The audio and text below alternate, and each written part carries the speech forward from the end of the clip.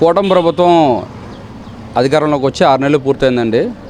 గతంలో ఒక పందికొక్కులు రాక్షసులు ఈ రాష్ట్రాన్ని పరిపాలించారు.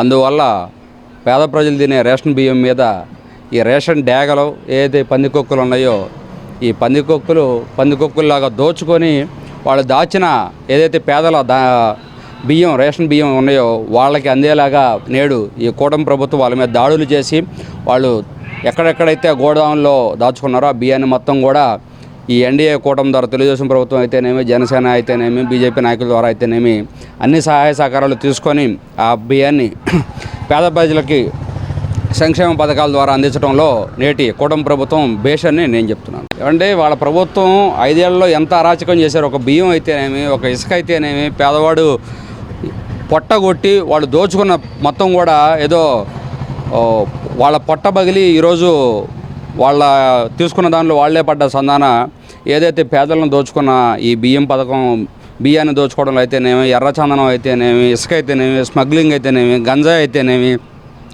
డ్రగ్స్ కేసులు అయితేనేమి, ఆడవాళ్ళ మీద అత్యాచారాలు అయితేనేమి అనేక రకాల గత 5 సంవత్సరాల్లో ఈ రాష్ట్రంలో ఒక మనిషికి జీవితం అనేది లేకోకుండా అంధకారం చేసిన గుడ్డి ప్రభుత్వం ఈ జగన్మోహన్ రెడ్డి ప్రభుత్వం అండి.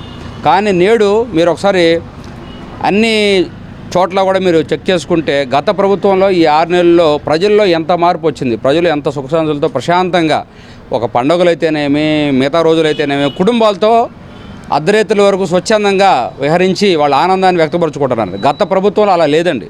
మీరు ఒక ఆడమనిషి బయటికి వెళ్ళాలంటే ఏ గంజాయి బ్యాచ్, బ్లేడ్ బ్యాచ్ దాడులు చేస్తారో, లేకపోతే ఆడపిల్ల బయటికి వెళ్తే ఏ రకంగా అయితే హింసిస్తారో అని చెప్పి భయపడుతూ ఉండేది. కానీ నేడు రాష్ట్రంలో ప్రజలు ఆ గుడ్డి ప్రభుత్వం నుంచి బయటకు వచ్చి ఆనందకర వాతావరణంలో, పండగ వాతావరణంలో స్వచ్ఛందంగా బతుకుతున్నారు.